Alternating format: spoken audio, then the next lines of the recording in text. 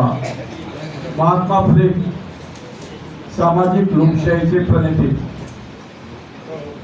देशाला स्वातंत्र्य मिळण्यापेक्षा देशात राहणाऱ्या प्रत्येक माणसाला स्वातंत्र्य मिळणं हे गरज आहे. हा सामाजिक लोकशाहीचा विचार महात्मा फुले यांनी मांडलेला आहे.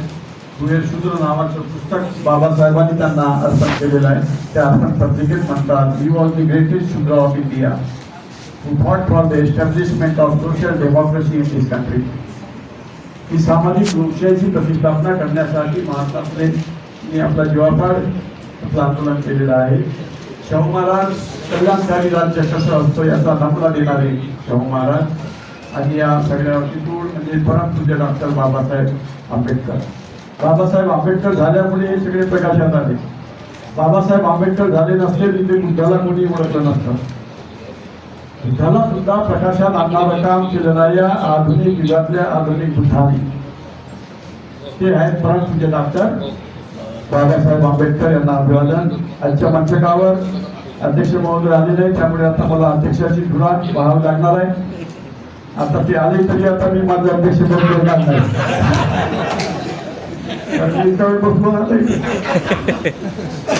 आणि त्यामुळे या मंचकावर खूप चांगली इथे चर्चा चर्वण आणि या अत्यंत नाजूक अशा विषयावरती चर्चा घडवून आणणारे आणि कास्टाईचे अध्यक्ष असणारे पायलटिंग करणारे खरं म्हणजे खऱ्या अर्थानं ते म्हणजे अरुणजी गाडे साहेब आहेत की त्यांच्या डोक्यातून हे सगळं निघतं, त्यांच्या कार्यकर्त्यांच्या संवादातून हे सगळं निघतं. मागची परिषद 25 तारखेची अशीच झाली. या सभामध्ये 100 खुर्च्या बाहेर लावाव्या लागल्या होत्या, पण आज जरा खुर्च्या खाली आहेत कारण दिवस शुक्रवार आला त्यामुळे जरा प्रॉब्लेम झालेला आहे. नाहीतर रविवार असता तर आजही जागा इथे मावली नसते. असो, जे आहे ते कामाचे आहे. जर का भीमा तुझ्या मताचे 5 लोक असते, तलवारीच्या दयाचे ज्ञानच लोक असते, वामन दादा कळलं. आणि मी समजतो त्या 5 लोकांतले तुम्ही इथं लोक आहात. आणि त्यामुळे आपल्याला आशादायी लागूनच या कायद्याचा विरोध करावा लागेल. मंचकावर उपस्थित पद्मागतजी गणवीर आहेत, राष्ट्रीय संघटक आहेत भारतीय बौद्ध महासभाचे. यांचं सुंदर असं व्याख्यान झालेलं आहे. वकिली पेशामध्ये अत्यंत गाजलेलं नाव म्हणजे आदरणीय संतोषजी मिर्झाजी. त्यांनी आपल्या वकिली पॉईंटनंही ते आपले सगळे मुद्दे सादर केलेले आहेत आणि या कानूनबद्दलही त्यांनी दिग्गज काही बाजू आहेत त्यांच्या इथे समक्ष त्यांनी उजागर केलेल्या आहेत. खूप चांगली मांडणी केलेली आहे. जगदीप सिंगजी अंधश्रद्धा निर्मूलन, तुम्ही आता हे प्रॉपगेशनचं काम करताय अंधश्रद्धेच्या विरुद्ध आणि मिर्झा सरांनी सांगितल्याप्रमाणे तुमच्यावरती केसेस दाखल होऊ शकतात. सगळ्यात मोठं काम तुम्ही करताय propagation to remove the blind faith. You are working hard throughout the country and therefore it is against this कानून. अजून बनायचं आहे कानून. सरांनी सांगितल्याप्रमाणे ते बिल आहे, गव्हर्नरची सही झाल्यावरती तो कानून होईल आणि मग त्याला चॅलेंज करायला पाहिजे. त्याला म्हणतात वकिली कसा. बरोबर सरांनी पॉइंटेड केलेलं आहे. अजून ऍक्टच तयार झाला नाही, त्याच्याविरुद्ध तुम्ही बिल कोणत्या आधारावरती सादर केली याला म्हणतात एका हुशार वकिलाचं कसं केलेलं आहे. मला आनंद झालेला आहे. आदरणीय मंत्रीजींनी आपल्या बौद्ध धर्माच्यानुसार त्यांची मांडणी आहे. कारण बाबासाहेब सारा बौद्धमय करणार होते, सारा बौद्धमय करणार होते. म्हणजे बाबासाहेब जर आज असते तर मला वाटते त्यांनाही पहिले अरेस्ट केलं असतं बीजेपीवाल्यांनी. कारण धर्मांतर करू शकत नसते. हा कानून जर एखाद्या वेळा लागू झाला तर तुमचे सगळे धर्मांतराचे कार्यक्रम थांबणार आहेत. आणि त्यांना बीजेपीवाल्यांना तीच भीती आहे. बीजेपीवाल्यांना ख्रिश्चन धर्म, मुस्लिम धर्म याच्यापासून जास्त भीती नाही आहे. टार्गेटवरती आहे बुद्धिस्ट. नंबर 1च्या टार्गेटवरती कोण आहे? बुद्धिस्ट. सगळ्या देशातलं जरी शेड्यूल कास्ट जर कन्वर्ट झाले आणि बुद्धिस्ट झाले तरी त्यांची 25 करोड लोकसंख्या होऊ शकते. बाकीचे ओबीसी वगैरे नंतर पाहू आपण. फक्त शेड्यूल कास्ट. आंध्राचा मालामालिगा, राजस्थानचा जाटव, तामिळनाडूचा परिया, बंगालचा नवशूद्र, छत्तीसगडचा राम नामी सप्तामी अजूनही पडलेला आहे. हिंदू धर्माच्या गुलामीत फसलेले हे शेड्यूल कास्टचे लोक आहेत आणि हे शेड्यूल कास्टचे लोक हिंदू धर्माच्या गुलामीत कायम स्वरूपी फसून राहावे याच्यासाठी हा धर्मांतराचा विरोधी कानून आणलेला आहे. हे लक्षात घ्या तुम्ही. कारण एवढी मोठी संख्या 25 करोडची जर हिंदू मधून मायनस झाली तर त्यांचं हिंदू राष्ट्र धोक्यामध्ये आल्याशिवाय राहणार नाही. ओबीसी बौद्ध धर्माकडे लवकर येणार नाही. आम्ही गेलो तर आज साळुंके साहेबांना दीक्षा घ्या म्हणून सत्तासैनिक दलाचे 7-8 लोक त्याच्या घरी. नाही हो म्हणे साहेब, अजून मराठा समाज तेवढा प्रगल्भ झाला नाही आहे म्हणे. म्हणजे तुम्ही प्रगल्भ आहे ना. 600 पानाचं भूमिपुत्र गौतम बुद्ध पुस्तक पुस्तक लिहिणारा माणूस साधा माणूस आहे का? हा सांगून ते तुम्ही एक प्रगल्भ विद्वान आहात म्हटलं म्हणून तुम्ही मराठीत राहतील हळूहळू पहिले मॉडेलने घ्यायला पाहिजे दीक्षा. मॉडेलने दीक्षा घेतली तर मागे हळूहळू मराठा समाज येईल आणि इथे क्रांतीचं वादळ होईल. To become a Buddhist, to become a revolutionary person. To become a revolutionary person is to become a Buddhist person बाबासाहेबांनी म्हटलेलं आहे. आणि म्हणून बुद्ध होणं म्हणजे बौद्ध धर्म स्वीकारणं म्हणजे क्रांतिकारी बनणं आहे. आणि जोपर्यंत तुम्ही क्रांतिकारी बनत नाही तोपर्यंत तुम्ही आंदोलन नाही सही दिशानं आणि सही गतीनं तुम्ही चालवू शकत नाही. तुम्हाला ही फार मोठी बाबासाहेब आंबेडकरांचे आव्हान आहे. ते आव्हान तुम्ही पेला की नका पेला पण आज ना उद्या तुम्हाला हे आव्हान पेलावं लागणार आहे. हळूहळू या की कशी या, लवकर या किंवा उशिरा या. लवकर आलं तर बरोबर धर्मांतराचा कानून आपण एका झटक्यामध्ये फेटाळून लावू शकतो. आणि म्हणून तुम्हाला हे आव्हान बाबासाहेब आंबेडकरांचं आव्हान पेललं पाहिजे. 25 करोड शेड्यूल कास्टची पुऱ्या देशामध्ये संख्या आहे. ती हिंदू मधून मायनस होऊ नये म्हणून त्यांना चमार हिंदू, भंगी हिंदू, वाल्मिकी हिंदू, हिंदू हिंदू आम्हाला सुद्धा दलित हिंदू, महाराजांना सुद्धा दलित हिंदू म्हणून ते गुलाम करून ठेवू शकतात. पण बाबासाहेबांच्या धम्मक्रांतीनं आता त्यांना आम्हाला गुलाम करून ठेवता येत नाही आणि म्हणून ते घाबरलेले आहेत. म्हणून आपल्याला हा धर्मांतराचा कानून आपण आता जो येऊ घातलेला आहे अजून गव्हर्नरची सही होईल की नाही होईल की तुम्हाला कामाला लावलं की काय माहिती असं वाटते. मला वाटते एखाद्या वेळेला मग सहीच करणार नाही, कानून होणार नाही. पण तुमचा टाइमपास आणि तुमचे जे पाहतात खरे टाकून पाहतात पडताळून पाहतात की समाजातल्या या समाजातून पुऱ्या देशातून काय रिॲक्शन याच्या विरोधात येतात याची तपासणी ते सातत्याने करतात आणि त्याप्रमाणे मग ते पुढची धावपळ आखत राहतात. आपण मात्र बेसावध राहतो, एकही होत नाही, एकत्रितही येत नाही आणि काहीच आपण करत नाही. मित्रांनो आपला कोणताच एजेंडा नाही. त्यांचा 25 वर्षाचा पुढचा एजेंडा तयार आहे. आपला कोणताच एजेंडा अजूनपर्यंत आपण तय केलेला नाही. आणि म्हणून गाडे साहेबांच्या नेतृत्वात आपला अजेंडा आपण तय करूया. सगळ्या जाती धर्माचे अल्पसंख्याक पासून तर सगळ्या धर्माचे प्रतिनिधी म्हटल्याने त्यांनी सरांनी मांडणी केलेली आहे. नंबर 1च्या सरांनी ते योग्य आहे. त्यांना प्रतिनिधित्व देऊन सगळ्या समूहांना आपण एकत्र एका मंचावरती आणणं ही काळाची गरज आहे मित्रांनो. आणि ते करणं ही फार काय तर या गोष्टीला या विरोधाला काही अर्थ राहील मित्रांनो. ते जर करत नाही तर एकाकी कोणी लढाई लढू शकत नाही. अकेला चना बाहर नहीं फूट सकता है. तो this simple rule of the transfer of energy because I am a professor of physics. जब चने लगे रहते हैं और एक चने की ऊर्जा दूसरे चने को जाती है, दूसरे की तीसरे को जाती है, तीसरे को चौथे को जाती है, चौथे की पांचवी को जाते हैं, तब फुटाने फूटते हैं. This is simple law of energy transfer. और एनर्जी का एक फुटाना डाल के दो, एक चना डाल के दो, तो फुटाना नहीं फूट सकता है. ऊर्जा का जब ट्रांसफर होता है, हस्तांतर होता है, तब रिजल्ट आते हैं. If you want to yield the results, then सगळ्या समूहाचे, सगळ्या संप्रदायाचे, सगळ्या धर्माचे, ख्रिश्चनापासून मुस्लिमापासून तर शिखापासून तर सगळे जेवढे असतील नसतील तेवढे. आणि काही हिंदू आले तर त्यांनी सोबत घ्या. हिंदू आपल्याबरोबर आहे. ओबीसी मध्ये सगळे हिंदूच आहेत, त्यांनी घ्यावंच लागेल आपल्याला सोबत. हिंदूने थोडी टाकताय, सध्या ते हिंदूच आहेत. ओबीसी म्हणजे काय बौद्ध थोडी झालेले आहे. बौद्ध झाले असते तर एकदम आपलं पार्ट भारी झालं असतं. पण ते होऊनच नाही. पार्ट दिवसेंदिवस हलकं होत चाललेलं आहे. ते पार्ट जेवढ्या लवकर तुम्ही भारी कराल तेवढ्या लवकर तुमचे आंदोलन एक गती पकडणार आहे. आणि या सगळ्या समूहांना एकत्र घेऊन सेक्युलर फोर्सेस, जे सेक्युलर फोर्सेस आहे, ज्यांचा भारतीय संविधानावरती विश्वास आहे, त्या सगळ्या सेक्युलर फोर्सेसला आपल्याला आताच्या घडीमध्ये सोबत घेणं हे काळाची गरज आहे मित्रांनो. ही काळाची गरज बुद्धिवंतांनी, साहित्यिकांनी आणि सगळ्या समाजातल्या सुजाण लोकांनी ओळखली पाहिजे असं मला वाटते. ही जर गरज आपण ओळखली तर उद्याचा दिवस आपला आहे. उद्या आपलं आंदोलन यशस्वी होऊ शकते. नाहीतर मिर्झा सरांनी सांगितल्याप्रमाणे हा धर्मांतराचा कानून तुम्हाला जगणं मुश्किल करू शकतो. त्याच्यातल्या ज्या प्रोव्हिजन्स त्यांनी सरांनी सांगितलेल्या आहे अत्यंत खतरनाक अशा प्रोव्हिजन्स आहेत आणि त्यामुळे त्या प्रोव्हिजनच्या आधारानं तुम्हाला जेरीस आणल्या जाऊ शकतं. तसा नागरिक सुरक्षा कायदा आहे, तसाच हाय आहे. अनबेलेबल ऑफेन्स आहे, बेल नाही मिळते ना, कग्नायजेबल आहे. Offence is कग्नायजेबल. मी तर म्हणतो या धर्मांतराचा कानून करण्यापेक्षा यांनी एक गोष्ट करायला पाहिजे होती. धर्मांतर कानून करायची गरज नव्हती. खरं म्हणजे बळजबरीनं धर्मांतर केलं, फूस लावून केलं, प्रलोभनानं केलं तर तो गुन्हा होतो. तर मग तुम्हाला भारतीय न्याय संहिता आहे ना, इंडियन पिनल कोड ज्याला पहिले म्हणत होतं, आता त्याला म्हणतात भारतीय न्याय संहिता, BNS नवीन. अरे त्याच्यात सुधारणा कराने कलम टाकून द्या.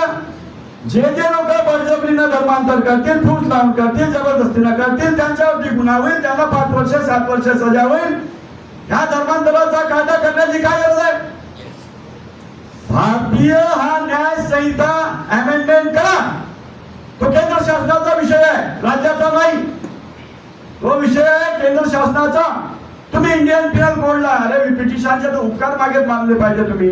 थ्रूआउट इंडिया त्यांनी IPC हा एक सारखा युनिफॉर्म कायदा या देशामध्ये बनवला, पण तुम्हाला ब्रिटिशांचं चालत नाही वगैरे वगैरे वगैरे. त्यांचा खूप मोठा राष्ट्रभक्ती आता जागृत झालेली आहे. औरंगाबादचं नाव संभाजीनगर केलं म्हणजे त्याने वाटते की औरंगजेब नावाचा माणूस होऊनच गेला नाही असं काही वाटत असेल. आज तुम्ही इतिहास तो मिटा नाही सांगितलेला असतो. किती तुम्ही बदलवू शकत नाही. तुम्ही गुलाम होता आणि तुम्हाला विरोध केला होता आणि तुमच्यावरती राज्य केलं होतं. हा सत्य इतिहास. नाव बदलून तुम्हाला मिटवता येणार नाही. आणि म्हणून हा धर्मांतराचा कानून सुद्धा असाच तुम्हाला त्याला विरोध करून सगळ्या समूहाचं एक पैकी तुम्हाला बोलावलं का? सरांनी बोलून सांगितलेलं आहे. डायरेक्टर जनरल ऑफ पोलीस याच्या अंतर्गत 7 सभासदीची समिती बनलेली होती आणि त्या समितीचा अहवाल सादर केल्यानंतर तो अहवाल पब्लिकली डिक्लेअर करायला पाहिजे होता. हे मोठं कारस्थान आहे गव्हर्नमेंटचं. वर्गीकरणाचा बदल आयोगाचा अहवाल पब्लिकली केलाच नाही आणि मागण्या मागितल्या लोकांच्या प्रतिक्रिया. तुम्ही अहवाल पहिले पब्लिकली ओपन करा. तो पब्लिकली ओपन केलाच नाही. याही समितीचा डायरेक्टर ऑफ पोलीस जनरलचा अहवाल 7 मेंबर होते त्याच्यावरती, तो पब्लिश न करता त्या अहवालाच्या शिफारशीनुसार हा कायदा बनवण्यात आलेला आहे. त्या समितीमध्ये कोण होते याचाही काही पत्ता लागत नाही. त्या समितीचा अहवाल काय होता याचाही आपल्याला पत्ता लागत नाही. ही अशी लोकशाहीला मारक पद्धती या सरकारनं सुरू केलेली आहे. ही मोठी घातक गोष्ट आहे. जनतेच्या हितासाठी कायदा बनवून राहिलेला आहे, तेव्हा जनताची संमती घेणं आवश्यक आहे. सगळ्या धर्मांच्या अनुयायांची आणि प्रतिनिधींची अनुमती घेणं त्यासाठी आवश्यक होतं. त्या समितीत सगळ्या धर्मांच्या प्रतिनिधीचा सहभाग व्हायला पाहिजे होता आणि त्यावरची पब्लिकली ओपन करून त्यावरती चर्चा करून नंतर मग त्याचं बिल बनवण्यात यायला पाहिजे होतं. पण तसंही घडलेलं नाही. याचाच अर्थ हा बिल किंवा हा कायदा, येणारा कायदा हा अनकॉन्स्टिट्युशनल आहे. लोकांवरती तुम्ही जबरदस्तीनं कोणतेही कायदे, त्यांच्या आकलनाचे कायदे थोपवू शकत नाही. It is again the democratic process. I will say लोकशाही प्रक्रियेच्या विरोधामधल्या या सगळ्या कृती होऊन घडून राहिलेल्या आहे आणि म्हणून आपल्याला मुख राहता येत नाही. त्याचा आपल्याला विरोध करणं आवश्यक आहे. आणि या सभा संमेलन घेऊन जागोजाग तुम्हाला सगळ्या लोकांचा सहभाग करून पुन्हा समाजापुढे, जनतेपुढे तुम्हाला त्यांना एनलायटन करणं ही काळाची गरज आहे. मित्रांनो, 77ला तर निकाल दिलेला सुप्रीम कोर्टाने. 77ला मध्य प्रदेश मध्ये झालेला कानून, तो कानून चॅलेंज झालेला आहे. सुप्रीम कोर्टात केस गेलेली आहे आणि त्या कोर्टाने निकाल सुद्धा दिलेला आहे सर्वोच्च न्यायालयानं. रेफरन्स स्टॅनिस लॉस बनाम मध्य प्रदेश 1977चा जो मामला होता, सुप्रीम कोर्टात गेला आहे धर्मांतराच्या कानूनाच्या विरुद्ध हा मामला आणि त्या मामल्यामध्ये सुप्रीम कोर्टानं निकाल दिलेला आहे. त्यामुळे आता कोर्टाचा दरवाजा तसाही आपल्यासाठी बंद झालेला आहे. 10 जजच्या बेंचने दिलेला आहे. सत्यन रे त्याचा चीफ जस्टिस होता. सत्यन रे Madhya Pradesh and others respondent मध्ये आणि पेटिशनर होता स्टॅन सी लॉस. हा ख्रिश्चन पादरी एक त्याचा पेटिशनर होता आणि त्याच्यामध्ये रे हा चीफ जस्टिस होता. बेग अहमदुल्ला हा एक जज होता. त्याच्यामध्ये सरकारिया जज होता, सिंगल जज होता, सिंग जसवंत हा एक जज होता. 5 जजेसच्या बेंचनी सुप्रीम कोर्टामध्ये डिक्लेअर केलेला आहे, निकाल लागलेला आहे. त्यामुळे आपली आता कॉन्स्टिट्यूशनल लढाई सुद्धा बाद होण्याच्या मार्गावरती आहे. 5च्या ऐवजी 7 जजेसच्या बेंचला तुम्हाला रिव्ह्यू दाखल करावा लागेल मित्रांनो. त्यामुळे इथे आपल्या आंदोलन करणाऱ्या लोकांचं लक्ष राहिलं पाहिजे आहे. सर्वोच्च न्यायालयानं न्याय देताना म्हटलेलं आहे, सर्वोच्च न्यायालय ने रेफरेंस स्टैंड बनाम मध्य प्रदेश मामले में इन कानूनों की संवैधानिक वैधता को बरकरार रखा है. This act is a constitutionally legal law. संविधान सुप्रीम कोर्टाने त्याच्यावर शिक्कामोर्तब केलेलं आहे. तुम्ही कोण होता आता म्हणणार? ये कहते हुए कि जबरन धर्मांतरण सार्वजनिक व्यवस्था को बाधित कर सकता है. फोर्सफुली धर्मांतर जे केलेलं आहे ते लॉ अँड ऑर्डर साठी प्रॉब्लेम क्रिएट करू शकतं. या आधारावरती सुप्रीम कोर्टानं जाहीर केलेला आहे आपल्या निकालामध्ये की हा कायदा धर्मांतराचा कायदा आवश्यक आहे आणि तो कॉन्स्टिट्यूशनली लिगल आहे. सुप्रीम कोर्ट यांनी आणि एका बेंचने नाही 5 जजेसच्या बेंचने निकाल दिलेला आहे. मध्य प्रदेश गव्हर्नमेंटच्या धर्मांतराच्या 12 राज्यात धर्मांतराचा कानून लागू आहे. 1967 ला ओडिशा नावाचं राज्य पहिलं राज्य आहे ज्यांनी या धर्मांतराच्या विरोधीचा कायदा बनवलेला आहे. ओडिशा ही फर्स्ट आहे आणि नंतर मग मध्य प्रदेश, छत्तीसगड, अरुणाचल प्रदेश, कर्नाटक आणि आता महाराष्ट्र. याच्यावर 12 राज्यामध्ये हा कानून लागू झालेला आहे. आपण तर झोपे म्हणतो तेव्हाच आपण सुप्रीम कोर्टामध्ये जायला पाहिजे होतं, तेव्हा चॅलेंज करायला पाहिजे होतं. आणि राज्याला वर्षात हा कानून बनवता येतो का? राज्याला हा कानून बनवता येतो का? There are 3 list: state list, union list and concurrent list. 3 प्रकारच्या लिस्ट आहे. ज्या लिस्ट मध्ये असणाऱ्या विषयावरतीच राज्याला कानून बनवतं. जसं वर्गीकरणाचा कानून राज्याला बनवायचा अधिकार नाही. It is a presidential power and permanent power. त्याच पद्धतीचा या देशासाठी एकच पार्लमेंटरी कायदा बनवायला पाहिजे, धर्मांतर विरोधी कायदा. आणि तो पार्लमेंट मध्ये चर्चेला आणून तो बनवला पाहिजे. तर तो सगळ्या स्टेटला लागू होईल. प्रत्येक राज्याला आपली मनमानी करून मनमानी पद्धतीनं हे धर्मांतराचे कायदे बनवण्याचा अधिकार नाही. According to the list number 1, list number 2, concurrent list, state list and union list. There are 3 list. त्या सब्जेक्टवरती, त्या लिस्टमधल्या सब्जेक्टवरती कुणाला कोणते कायदे बनवायचे याचं विभाजन बाबासाहेब आंबेडकरांनी करून ठेवलेलं आहे. त्याप्रमाणे जर विचार केला, अरे 1960 ला तर पार्लमेंट पहिल्यांदा धर्मांतर बंदीचा कानून आणला होता चर्चेला. माहिती आहे का तुम्हाला? शर्मा नावाच्या माणसानं आणला होता. बिल त्याने मांडलेला होता, प्रस्ताव दिला होता पार्लमेंटमध्ये धर्मांतराच्या विरोधी कानूनचा. शर्मा नावाच्या माणसाने. त्याला कुणी विरोध करता? तुमच्या रिपब्लिकन पार्टीचे खासदार दादासाहेब गायकवाड. पार्लमेंट मध्ये या बिलावरती बोलताना आणि त्याला विरोध करताना दादासाहेब गायकवाडांना भारतामध्ये स्मृतीचे खाल्ले होते. This was the power of MP of Republican Party of India. 57 ला 9 खासदार होते आणि 60 ला 9 खासदार पार्लमेंट होते. पी मोरे पासून तर तुम्हाला जी के माने पासून तर दादासाहेब गायकवाड पासून तर बीसी कांबळे पासून तर हरदास बोंबले पासून हे लोक पार्लमेंट मध्ये होते. आणि तो धर्मांतराचं बिल त्यांनी फेटाळून आलं होतं. बळान झाला होता संसदेमध्ये.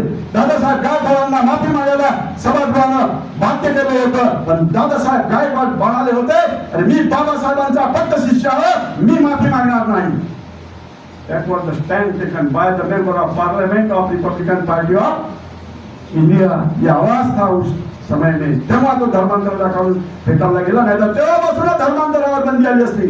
56 नंतर त्यांनी पाहिलं बाबासाहेबांचे 5 लाख लोक कन्वर्ट झाले एका झटक्यामध्ये.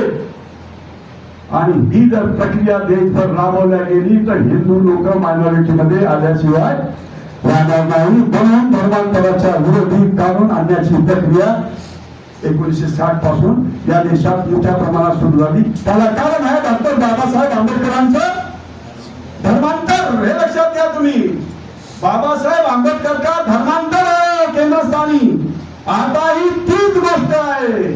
हिंदू राष्ट्र नेहमी हिंदूच्या मेजॉरिटी निर्माण होणारा राष्ट्र आहे. आणि म्हणून हिंदूची मेजॉरिटी कोणत्याही परिस्थितीत कमी होऊ नये याची काळजी घेण्यासाठी हे धर्मांतर विरोधी बिल आणण्यात आलेलं आहे. याचं लक्षात ठेवायचं. आणि त्यामुळे आमचे ओबीसी भाई हिंदू धर्माच्या गर्दीत फसलेले आहेत. हिंदू धर्माच्या गर्दीतून निघण्यासाठी तुम्ही तुमच्या समाजाचं चांगल्या तऱ्हेनं प्रबोधन केलं पाहिजे. राजकारणासाठी ठीक आहे. What about cultural revolution? बाबासाहेबांनी केवळ पॉलिटिकल रिव्हॉल्युशन नाही सांगितलेली आहे. बाबासाहेबांचा आग्रह होता की या देशामध्ये कल्चरल रिव्हॉल्युशन झाली पाहिजे. There was a severe conflict between Brahmanism and Buddhism to establish the supremacy of each. ही लढाई आहे. हे बाबासाहेबांच्या लढाईचं सूत्र आहे, ब्राह्मणिझम वर्सेस बुद्धिज्म. दुसरा लढाई का वॉरियर कॅम्प नहीं है, दोनों वॉरियर कॅम्प है. एक तरफ ब्राह्मणिझम, दूसरी तरफ बुद्धिज्म. मैं नहीं कह रहा हूं. Baba Saheb Ambedkar in volume number 3 has defined that war, that battle. ये बैटल बाबा साहब अम्बेडकर ने हमको दिया है लड़ाई की लड़ने के लिए. ब्राह्मणिज्म को नष्ट अगर करना है और ब्राह्मणिज्म को यहाँ से खात्मा करना है, उसका सफाई अगर करना है, तो बुद्धिज्म के बजाय ब्राह्मणिज्म को कोई रोक नहीं सकता. आणि म्हणून ते तुम्हाला धर्माची अफीम देऊन ओबीसी आणि बहुजनांना नेहमी आपल्या गुलामीमध्ये डांबून ठेवण्याचा प्रयत्न करतात. त्यांनी सांगितलं की यहाँ क्रांति क्यों नहीं हुई, क्रांति क्यों हुई नहीं, मेरा अलग है, बाबा साहब का इंटरप्रिटेशन अलग है. यहाँ रिवॉल्यूशन क्यों नहीं हुई है, यहाँ रिवॉल्यूशन नहीं हुई है, इसका कारण अगर कोई होगा तो यहाँ की चातुर्वर्ण्य व्यवस्था. शूद्रों को अगर हाथ में तलवार लेने की इजाजत होती तो ये देश कभी गुलाम हुआ नहीं रहता था. बाबा साहब हैज पुटेड. क्रांति क्यों नहीं हुई, क्रांति हो गई, हो नहीं है इस देश के, जिसको हमने इंटेलेक्चुअल क्लास करके आगे लाया. ब्राह्मण वाद हमने इंटेलेक्चुअल का ड्यूरिंग दोज डेज. दूसरा कोणता इंटेलेक्चुअल क्लास होता इथे, तर ब्राह्मण. आणि इंटेलेक्चुअल क्लास असा क्लास असतो की देशाला तो क्रायसिस मधून बाहेर काढतो. योग्य वेळी तो देशाला, समाजाला योग्य प्रकारचा नेतृत्व दान करतो. That class is an intellectual class. Baba Saheb Ambedkar has said, and Baba Saheb Ambedkar has also said that दुर्दैवानं म्हणावं लागतं की या देशातला इंटेलेक्चुअल क्लास ग्रामीण आहे. आणि हा इंटेलेक्चुअल ग्रामीण असल्यामुळे हा इंटेलेक्चुअल क्लास ईमानदार नाही आहे. This is a dishonest class. This is a dishonest class. अप्रामाणिक आहे, बेईमान आहे, स्वार्थी आहे, आपल्या समाजाचा फक्त हित पाहतोय असा हित पाहणारा हा समाज आहे. आणि म्हणून या देशामध्ये क्रांती होऊ शकत नाही. म्हणून या देशामध्ये क्रांती होऊ शकत नाही. जोपर्यंत सत्ता साधन हा वर्ग आपल्या हाती ठेवतो आहे तोपर्यंत या देशामध्ये क्रांती घडू शकत नाही. तुम्हाला शासन करती, राज्य करती जमात बनल्याशिवाय या देशात क्रांती होऊ शकत नाही. दुसरा उपाय नाही आहे त्याला. एक तर बुद्धी शिंद्याचा उपाय आहे किंवा सत्ता कॅप्चर करणे हा दुसरा पर्याय. दोनच पर्याय आहे या देशाला. म्हणून बाबासाहेब आंबेडकरांचा शेवटचा उद्देश त्यांच्या जीवनाचा दोनच होता, to create a republican India and to create a Buddhist India. To create a Buddhist India and to create a republican India. त्याच्यासाठी 30 सप्टेंबर 1956 ला बाबासाहेबांनी रिपब्लिकन पार्टी ऑफ इंडियाची स्थापना केली होती. काँग्रेस सारखे बलाढ्य पक्ष होते, समाजवाद्यासारखे बलाढ्य पक्ष असताना सुद्धा बाबासाहेबाला हा पक्ष का निर्माण करावा लागला, हा पक्ष याच्यासाठी निर्माण करावा लागला.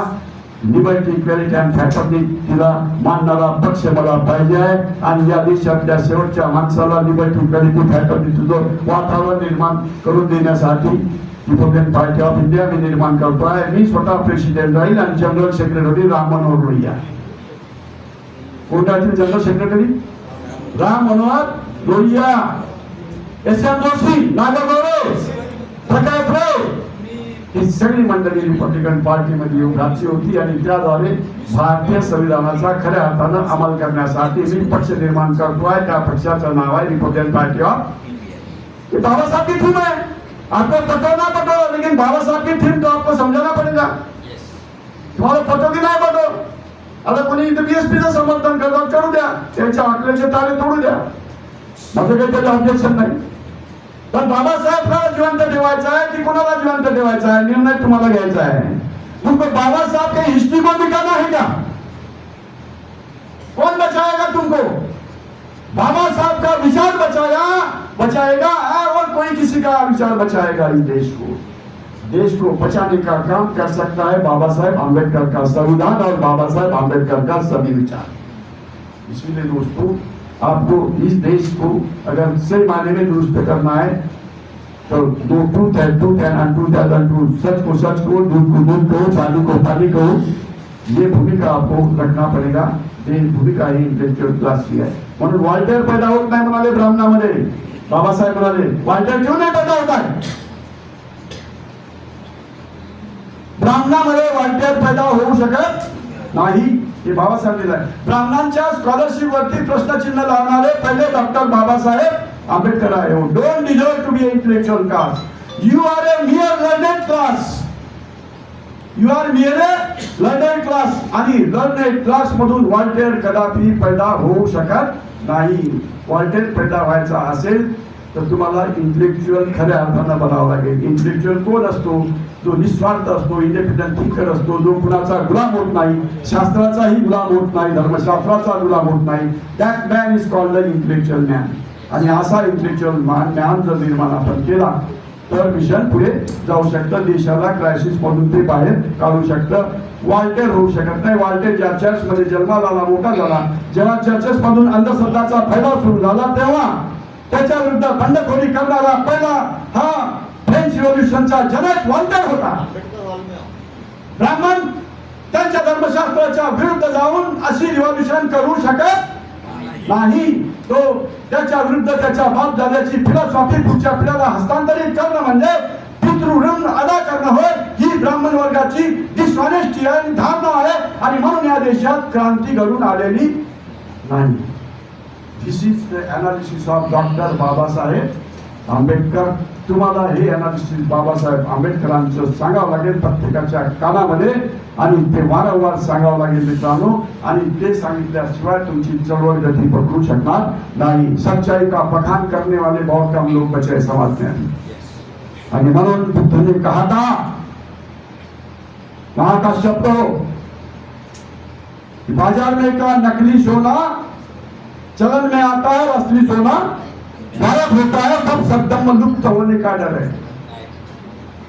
तब सद्दम लुप्त होने का डर है. त्यामुळे नकली सोनं तुम्हाला ओळखता आलं पाहिजे. आता नकली सोनं ओळखत नाही आणि नेहमी फसत जातो. आपल्याला वाटलं आठवले म्हणजे 24 कॅरेटचं सोनं होतं, फसलो आपण, गडबड झाली. आपल्याला ते सरसेनापती म्हणजे 24 कॅरेटचं सोनं होतं, फसलो आपण, फसत चाललेलो आहे आपण. आणि म्हणून असली सोने की पहचान आपको होना वर्तमान में बहुत जरूरी है. नाहीतर तुमच्या चळवळी ते येऊन तुमच्या शिरून तुमच्या चळवळी पोखरल्याशिवाय राहत नाही. आरएसएसचं लग्न तुमच्या शिरवतात, तुम्हाला फटाच लागत नाही. आणि आपण त्याला डोक्यावर घेतो, नाचवतो, त्यांना हात वर टाकतो, त्याचा मान सन्मान करतो, दीक्षाभूमीवर बोलावतो, सगळं करतो. आणि आपल्यातले चांगले लोक असते त्यांना आपण मान सन्मान देत नाही, त्यांना मंचावर आपण निष्कासित करतो. तेव्हा समजले ना कि नकली सोना चलन में आ गया और असली सोना चलन से गायब हुआ. बुद्ध ने कहा था 4 बातें हैं सद्दम लुप्त होने की, 4 बातें हैं. मैं 4 बातों की जिक्र नहीं करूंगा, लेकिन एक ही बात ये लगती है अपने समाज को असली जानो और नकली को नकली जानो. हे करोगे तो आंदोलन तुमचं पुढे गती घेईल मित्रांनो. नाहीतर मग प्रॉब्लेम होऊ शकतात. मी कुणाला काही दोष देण्याच्या उद्देशाने हे सांगत नाही, पण तुम्हाला काही प्रिकॉशन्स घेणं हे आवश्यक आहे. कोण आपला कोण परका हे सध्याच्या परिस्थितीत ओळखणं अत्यंत कठीण झालेलं आहे. प्रोफेसर डोक्यावरती विश्वास ठेवू नका. एखादा वाड्यावर दिसून तुम्हाला नितीन गडकरींच्या सांगता येत नाही, जरा लक्ष द्या, त्याच्यावर गुरुकुल लावून ठेवा. हो खरं सांगतो बा, नाही तुम्हाला जर भाषण खूप जोरदार देऊन जाणार. बोले तसा चालले त्याची वंदावी चालले. तुकाराम महाराज जसा बोलतो तसा चालतो. तथागत यथा बोले तथा चालले. तथागत म्हणतात त्याला. भगवान बुद्धाचं नाव काय तथागत. पहिल्या गटातून तुकाराम महाराजांनी घेतलं. बोले तैसा चालले त्याची वंदावी पावले. आणि तुमचं काय खरं आहे? सकाळी कुठं तर बुद्ध मंदिरात, संध्याकाळी कुठं तर बियर बारमध्ये. आंदोलन कसं पुढे जाईल? आंदोलन कसं पुढे? ऊंचे कैरेक्टर के लोग, विवेकवादी लोग, ऊंचे लॉजिकल थिंकिंग करने वाले, रैशनलिज्म वाले लोग, विज्ञानिष्ठ दृष्टिकोण वाले लोग, जिसके ऊपर जगदीश सिंह काम कर रहे हैं, लेकिन वो नहीं रहा. खराब की संख्या बढ़ रही है, आपको ही सोचना पड़ेगा. हाँ, आपको सोचना पड़ेगा अंधश्रद्धा निर्मूलन वालों को। बुआ बाबा की संख्या शायद 1 करोड़ के ऊपर है इंडिया में। आपको सोचना है अंधश्रद्धा निर्मूलन वालों को, बड़ा जिक्र का काम है। और ये कानून आया तो फिर ये भी काम नहीं कर सकते आप। सोचना पड़ेगा दोस्तों। कर रहे हैं आप लगन से काम, लेकिन ज्यादा रिजल्ट नहीं आ रहे, क्योंकि धर्म शास्त्र पर जब तक भरोसा है, यहाँ के आदमी का धर्म शास्त्र के सैंक्टिटी के ऊपर जब तक भरोसा है, तब तक मामला बदलने वाला नहीं है। इसीलिए बाबा साहब ने कहा था, apply dynamite to the Vedas and Smritis, annihilation of caste। क्या कहा था? डायनामाइट से उड़ा दो वेद श्रुति स्मृति ये ग्रंथों को, डायनामाइट से उड़ा दो।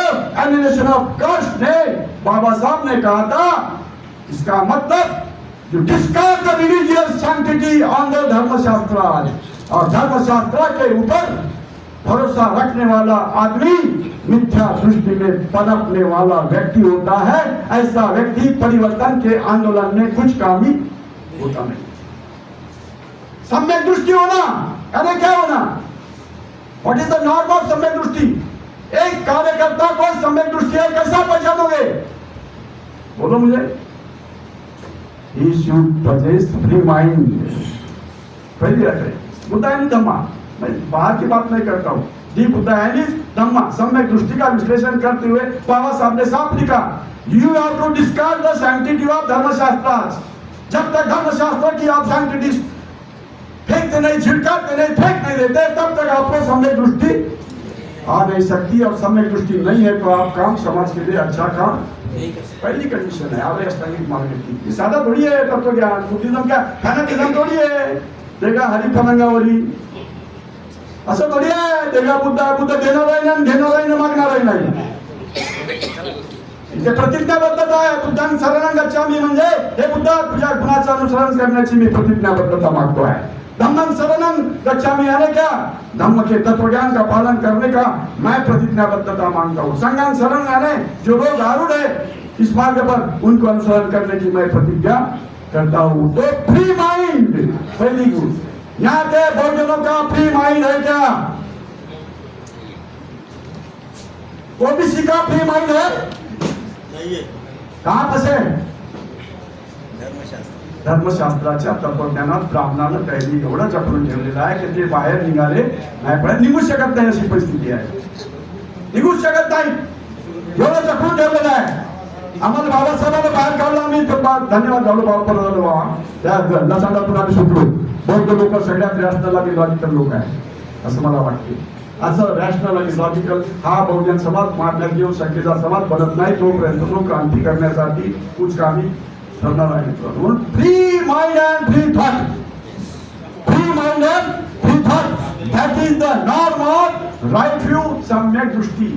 दो ही बातों से जाना जाता है दोस्तों। धर्म की बात मैं यहाँ नहीं करने आया हूँ, यहाँ सेकुलर फोर्सेस को हमको जोड़ना है और सभी धर्म वालियों का आदर करते हुए सभी धर्मों की अच्छाइयाँ हमको यहाँ बखान करना चाहिए और सबको हमने रिस्पेक्ट देना चाहिए दोस्तों। सिख जोड़ गया हिंदू के साथ में और 1990 में बौद्धों को भी जोड़ दिया है। आता लोक म्हणतात ना जनगणनेत महार नका लिहू, पागलपण आहे। अरे महार लिहिण्याचा आणि त्याचा बाकी काही संबंध नाही। महार लिहा, धर्म कोणता लिहा? बौद्ध लिहा। आणि जात अनुसूचित जाती महार 50च्या अगोदर बाबासाहेबांना तुम्हाला आरक्षण दिलं, कशाच्या आधारावर दिलं? धर्माच्या आधारावर दिलं। अरे 341 ला धर्माचा आधार नाही, 341 ला आधार आहे अनुसूचित जातीचा, धर्माचा नाही। कोणत्या धर्माचा माणूस आहे म्हणून या सूचित टाकतो अनुसूचित जाती। It is irrespective of the religion, article 341। It includes only schedule caste and schedule tribe. 341 मध्ये शेड्यूल कास्ट, 342 मध्ये शेड्यूल ट्राइब। धर्माचा उल्लेख नाही, शेड्यूल ट्राइबले तर धर्मच नाही, त्याचा निसर्ग धर्म आहे। तरी त्याने हिंदूचा धर्म जबरदस्तीने पाडायला भाग केलेला आहे। इकडे मोठा मोठा आदिवासी नेता भाषण देईल, सगळं देईल तुमच्या स्टेजवर येऊन, आणि तिकडे त्याच्या लग्नाची पत्रिका मध्ये पाठवली तर त्याच्यावर पहिले गणपतीचा फोटो। अबे आदिवासी इकडे सांगता आमचा निसर्ग देव आहे, निसर्ग धर्म आहे, आणि त्या लग्नाच्या पोराच्या पत्रिकेवर गणपती कसा? This is slavery, this is slavery, they are slaves of Hinduism। और इसीलिए परिवर्तन के आंदोलन के लिए वो शेड्यूल ट्राइब का आदमी भी काम का नहीं हो सकता। दोस्तों, ये आपको रखने की जरूरत है। त्यांच्याबरोबर ख्रिश्चन आणि मुस्लिम टाकायला पाहिजे। हिंदू जोड़ दिया, बाद में दलित जोड़ दिया, शेड्यूल कास्ट जोड़ दिया, बौद्ध जोड़ दिया, सिख जोड़ दिया। शेड्यूल कास्ट का आदमी अगर सिख धर्म लेता है तो उसकी सहूलतें जाती नहीं, उसको मिलती है। बौद्ध आदमी ने भी, अगर कोई भी शेड्यूल कास्ट का आदमी ने अगर बौद्ध धर्म लिया तो उसको सवलतें मिळती है। 1990 अमेंडमेंट आहे कॉन्स्टिट्यूशनची, वाचत नाहीत आपले लोक बरोबर। तुमच्या सवलती सही सलामत आहे, अमेंडमेंट झालेला कॉन्स्टिट्यूशन 1990 ऑर्डर प्रमाणे। 1950 ऑर्डर अमेंडमेंट केलेली आहे आणि schedule caste person converted into Buddhism will get all the facilities of schedule caste. सिंगनं जाहीर केलं ते, पण अमेंडमेंट झाली कॉन्स्टिट्यूशन आणि त्या सगळ्या सवलती आता तुम्हाला मिळत आहे। याचा तर फायदा आपण सगळ्या भारताच्या शेड्यूल कास्टला बौद्ध धर्मात आणण्यासाठी करायला पाहिजे। धर्मांतर अरे घाबरू नका, धर्मांतर करा, तुमच्या सवलती काही जात नाही। केले का आपण आंदोलन? किती आंदोलन केले आपण?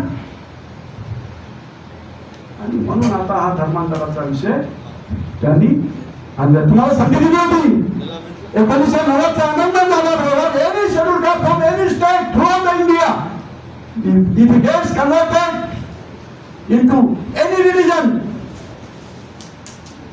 you will get facilities। फक्त त्याच्यातला ख्रिश्चन आणि मुसलमान सोडला त्यांनी, ते बाहेरचे धर्म आहे म्हणतात म्हणून त्यांनी ते 2 धर्म सोडले। त्याच्या व्यतिरिक्त कोणत्याही धर्मात हा शेड्यूल कास्टचा माणूस कन्वर्ट झाला तर त्याला सवलतीसाठी तो पात्र आहे। आमची मागणी पाहिजे की गाडे सर की त्या यादीमध्ये आता ख्रिश्चन आणि मुसलमानांचा समावेश करा किंवा धर्मातीत करा। धर्माचा संबंध ठेवू नका, धर्माचा संबंध ठेवणार। कोणत्याही धर्मात शेड्यूल कास्टचा माणूस जाईल तरी तो सवलतीस पात्र राहील। There should not be mention of any religion, this should be the provision, this should be our demand, आमची डिमांड। तेव्हा आमचा भाऊ मुस्लिम वाचू शकतो। फिरदौसी मिर्झा आहेत नाही, त्यांना सांगितलं असतं मी मागणी करावं लागेल। ख्रिश्चन त्यांना सुद्धा वाचवायचं असेल ही मागणी आपल्याला करावं लागेल। आरक्षण होतं म्हणून तुम्ही आता चांगल्या खात्यापुत्या अवस्थेमध्ये मिडल क्लास तयार झालेला आहे। हा मिडल क्लास कशामुळे झालेला आहे? आरक्षणामुळे। आरक्षणामुळे म्हणजे कोणत्या जातीमुळे? महान जातीमुळे, अनुसूचित जातीमुळे। मला इन्स्टिट्यूट ऑफ सायन्सला कोण प्रोफेसर घेत होतं? तर माझं कास्ट सर्टिफिकेट महाराष्ट्र होतं म्हणून मी इन्स्टिट्यूट ऑफ सायन्सला प्रोफेसर लागलो। पण आज गाव खेड्यातला तुमचा गरीब बंधू आहे, त्याचं काय? तो 90% आहे, तुम्ही फक्त 2% आहात। तो 98% गाव खेड्यातला तुम्ही झोपड्यातला तुमचा बंधू, त्याचं काय होईल? वर्गीकरण आलं आणि या सगळ्या जर आलं, समजा धर्मांतराचा कानून आणि या सगळ्या जर गोष्टी आल्या तर काय होईल मित्रांनो, याची तुम्ही कल्पना करू शकता। तो प्रवाहातच अजिबात येणार नाही। आरक्षणातून तुम्ही प्रवाहात आले आणि आर्थिक उन्नती करून बसलेले आहेत म्हणून हे सगळं होत आहे। आपण सगळ्या समूहांना एकत्रित जोडूया, सगळ्यांना आपण आव्हान देऊया। पुन्हा आणखी संमेलन लावायचं असेल तर मोठं संमेलन लावा, सगळ्या जाती धर्माच्या प्रतिनिधींना पुन्हा बोलवा, समूहांना सगळ्यांना, आणि ही मोठ बांधणं आपण सुरू करा। 2029 पर्यंत तुम्हाला मुदत आहे गाडे सर, किती? अजून आपल्याजवळ 2.5 ते 3 वर्ष आहे, 2.5 ते 3 वर्ष आहे। या 2-2.5 वर्षात तुम्ही सावरले तर सावरू शकता, नाहीतर भविष्य तुमचं अत्यंत डार्क आहे। आणि म्हणून वेळ कमी आहे आणि सोबत खूप घ्यायचे आहे। रात्र थोडी सोबत फार अशी अवस्था आहे। वेळ कमी वेळेमध्ये आपल्याला लढाईची जमवाजमव, सैन्याची जमवाजमव करावी लागेल आणि एका आवाजानं आपल्याला जाग फुकावा लागेल। कोण कहता है कि आसमां को सुराग नहीं होता, दुष्यंत कुमार, एक पत्थर भी पूरी तबीयत से उछालो यारो।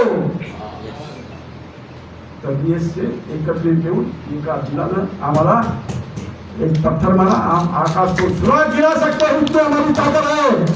दोस्तों आओ, ये आपको जानना पड़ेगा। हमें महसूस होने लगा, हमें महसूस होने लगा की आता जे आपत्ती होणार आहे ना, त्या आपत्तीबद्दल हा शायर म्हणतो, ज्या घेऊन आलेल्या आहे वर्गीकरण, अमुक तमुक, हे सगळे फंडे तुम्हाला बर्बाद करण्यासाठी निरोप घातलेले आहे। आणि म्हणून आज शायर म्हणतो, कांचों की अदालत में पत्थर की गवाही है, कांचों की अदालत में पत्थर की गवाही है। अब हमें महसूस होने लगा दौरे तबाही है, अब हमें महसूस होने लगा, मेमोरी मार खाते जरा ये का तो सब है, अब हमें महसूस होने लगा कि दौरे तबाही है, तबाही शुरू हुई है, हमारी तबाही का दौर चालू है सब। कांचों की अदालत में पत्थर की गवाही है, हाँ तबाही का दौर चालू है, इसलिए सावधान हो जाओ दोस्तों, एक हो जाओ, भूल जाओ अपने की जो भी अपने में मतमतांतर है, काय डिफरन्सेस असतील ते विसरून जा, एका दिलानं एकत्र व्हा आणि लढाईला तयार व्हा, एवढीच मी विनंती करतो। मला संघटनेने आणि सगळे लोकांनी प्रमुख मार्गदर्शकाची भूमिका इथे दिली, मी माझे मत आपल्या पुढे मांडलेले आहे। त्या दिवशी खूप मजा आली, आजही मजा आली, मजा येतेच आणि त्यामुळे आज सगळे लढाईला पुढे येऊया। Thank you very much once again. जय भीम, जय बुद्ध, जय भगवान।